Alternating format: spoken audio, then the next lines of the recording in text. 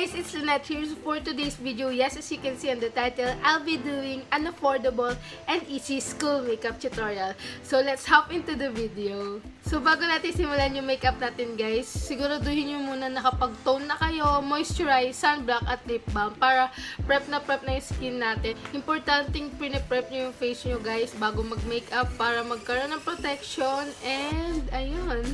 So for primer guys, ang gagamitin ko is ito, Quick FX No Shine Mattifier. Ito guys is only for 100 pesos kaya sobrang goods. And meron din ito yung naka-tube.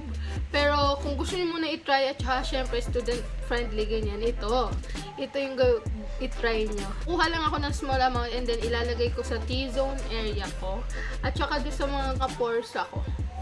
So, pagkatas natin mag-primer guys, ilalagay na natin yung pinaka-base natin. Itong step na to is optional. Especially kapag kayo naman yung mga pinagpala na mga makikinis yung mukha na at wala naman gaanong cocoveran.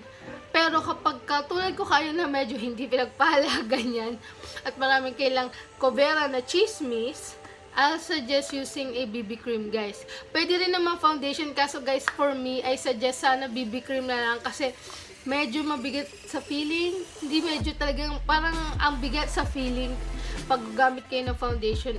For school lang naman din and for everyday ganyan. Kaya I suggest using a BB cream na lang. Tapos, yung pag BB cream pa, meron siyang skin benefits para na-take care nyo na rin yung skin nyo. At the same time, binibigyan pa kayo ng magandang coverage sa inyong face. So, for me, ang gagamitin ko is itong iwhite bbholic Everyday BB Cream. Maganda to guys kasi sobrang lightweight plus affordable siya. It's only 159.50 pesos and mabibili nyo siya sa mga supermarkets, Watsons, Mercury, and mga kung saan pa. Maglalagay lang ako ng enough product sa aking face, guys.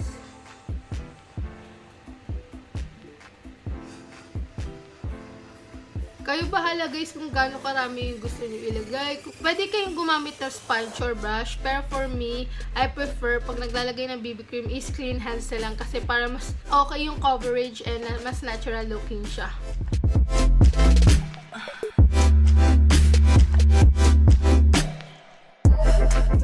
So, ayan, tapos na tayo sa base natin. And as you can see guys, diba, na-brighten up niya yung face natin and mas mukha tayong blooming.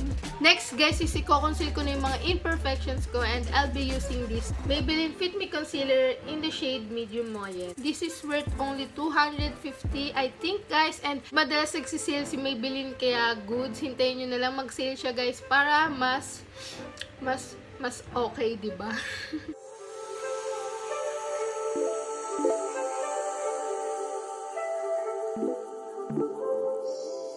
And then, i-blend natin using a beauty sponge. Pero, guys, pwede rin kayong gumamit ng brush or pwede rin yung fingertips nyo gamitin.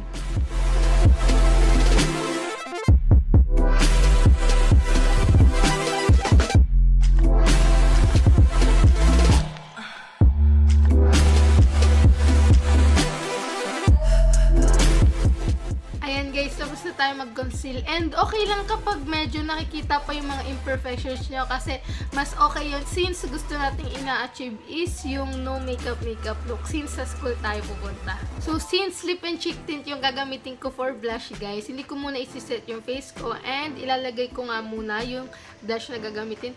So bali, ang lip and cheek tint na gagamitin ko is ito, Lip and Cheek Stain Alive from Genie in the shade Tramp. And I got this guys for only 80 pesos. Ilalagay ko muna siya at the back of my hand. Kuhanin ko siya gamit yung dalawa kong fingers and then ilalagay ko na siya sa apples of my cheek.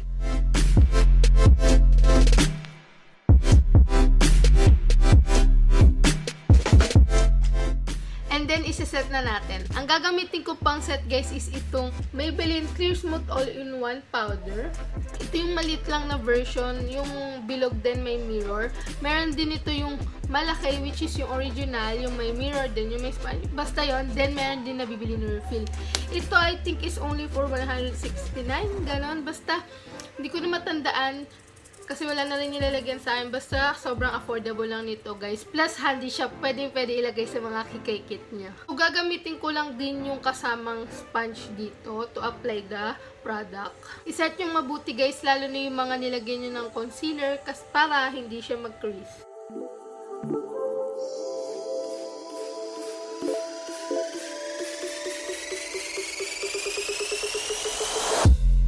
Pwede rin kayo guys gumamit ng baby powder, pero kung gusto nyo na may coverage, yung ganitong mga powder guys yung gamitin nyo. And now guys, gagawin ko na yung kilay ko. And sa pang kilay guys, ang gagamitin ko is ito, Careline Best Brow Liner. I'm in the shape taupe guys, and sobrang mura lang ito guys, for 150 pesos meron na kayo magandang pang kilay. Plus available siya sa mga supermarkets, and basta madali lang hanapin to guys. Sa kilay guys, ang gagawin ko is i-fill ko lang lahat ng gaps ko para ma-achieve nga natin yung natural looking na brows. Kasi yun yung as much as possible na ina-achieve natin sa makeup look na ganito. So ang kinaganda rin nitong product na to guys, meron siyang spoolie. So 2-in-1 na siya guys. Kaya hindi nyo na kailangan magdala ng hiwalay pang brush or spoolie para sa pangkilay na to. So una, ibabrush ko lang pataas tong hairs ko using the spoolie.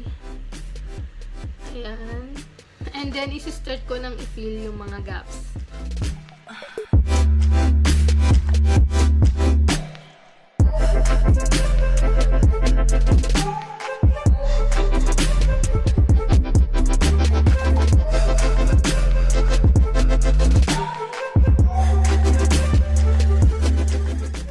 After that, isi-set ko siya using this Nichido Clear Eyebrow Gel. Alam ko guys, medyo madumi siya. Pasensyaan nyo na. But it does the work. Tapos guys, ilalagay ko siya pataas para ma-achieve natin yung bushy brows. Then after that guys, i-curl ko lang yung lashes ko. And then I'll be using the same eyebrow gel to use it as my mascara. Pwede rin kayong gumamit guys ng mascara na yung mascara talaga.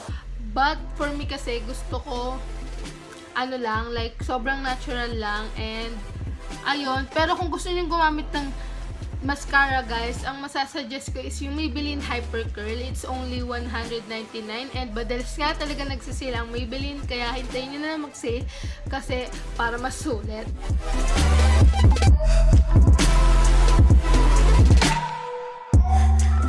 Then, kukunin ko ulit yung lip and cheek stain na ginamit natin kanina for the blush. Then, I'll be using this as my lip tint.